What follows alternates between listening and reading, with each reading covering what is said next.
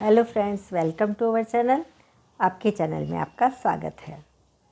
जैसा कि हमने बात करी, हम 6 रस खाते हैं, हम खाना खाते हैं, उससे हमारा वात पित्त कफ बनता है। 6 रस बनते हैं और 6 रस से सप्त धातु बनती हैं। और यदि उस धातुएं बिगड़ जाती हैं, धातुएं नहीं बनती हैं, या फिर हमारा वात पित्त कफ बिगड़ जाता है, तो उससे क्या होता है, यदि हम हमारे रस से यदि कफ के साथ वात बिगड़ जाता है, वात पित्त कफ बनेगा हमारा खाने से। तो वात यदि कफ के साथ वात बिगड़ जाता है तो हमारा मोटापा बढ़ जाता है। और पित्त के साथ यदि वात बढ़ जाता है, बिगड़ जाता है, तो आदमी पतला हो जाता है, क्योंकि पित्त खाने को जल्दी पचा देता है और कफ खाने को पचाता धीरे है। तो पाचन शक्ति कमज़ोर कर देता है, जिससे मोटापा बढ़ जाता है और वायु के रोग होते हैं। और इसी प्रकार पित्त खाने को जल्दी पचा देता है, शरीर में गर्मी लाता है और उससे हम पतले हो जाते हैं। तो यह कफ और पित्त से हुआ। तो भोजन का सही डाइजेशन नहीं होता है, तो उसी से हमारे यह रोग हो जाते हैं। कफ का जब सही जो हमारा कफ होता है, भोजन में वात पित्त कफ बनेगा। कफ का सही पाचन नहीं होगा तो वात बनेगा, वात रोग हो जाएंगे, जिससे कि गैस बनना, खट्टी डकारें आना, तो उससे हमारा मेद बढ़ेगा। और मेद बढ़ेगा तो वायु हमारे जोड़ों को दर्द कर देगी। जो वायु है वह विकृत होकर हमारे जॉइंट पेन में दर्द कर देगी और हमारे को धुंधला दिखना चालू हो जाएगा। तो यह हुआ कफ के कारण। तो हमारा ये बीमारियां हो सकती हैं। और खाए हुए यदि भोजन में का सही से रक्त नहीं बनता है, अब ये तो कफ बन जाता है। पहले कफ मतलब धीमा डाइजेशन धीमा हो जाता है तो कफ बन जाता है। कफ से बहुत सारी बीमारियां हो जाती हैं।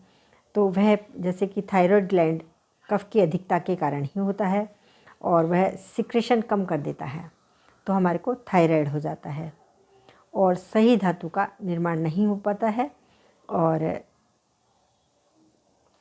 इससे हमारे को संतान भी लेट प्राप्त होती है, मतलब देर से होती है, क्योंकि हमारा थायराइड में सिक्रेशन कम हो गया है।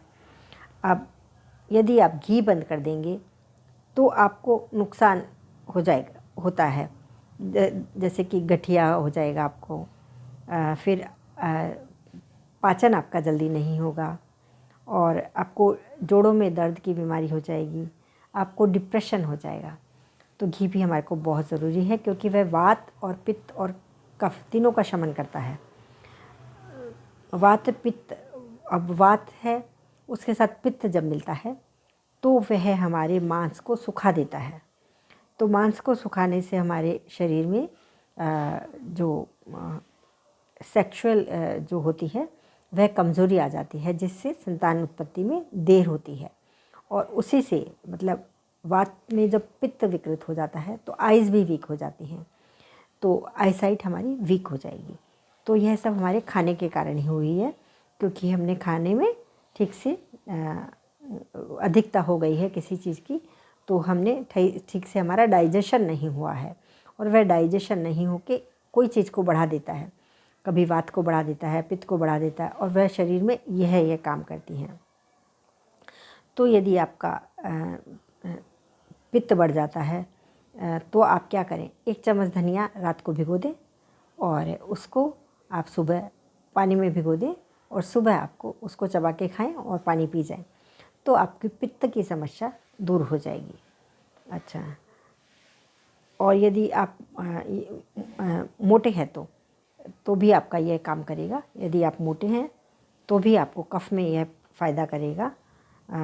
और यदि आप पतले हैं, बहुत ही पतले हैं, तो बहुत आसान उपाय है जो मैं आपको बता देती हूँ। रात की जो रोटी होती है, 1 रोटी आप रात को रखें, 1 या 2 जितनी भी आप खाते हैं, उस पर सुबह घी लगा लें ऊपर से। और उस घी वाली रोटी को, मतलब अच्छा सा जितना भी आप घी लगाना चाहें लगा लें आराम से।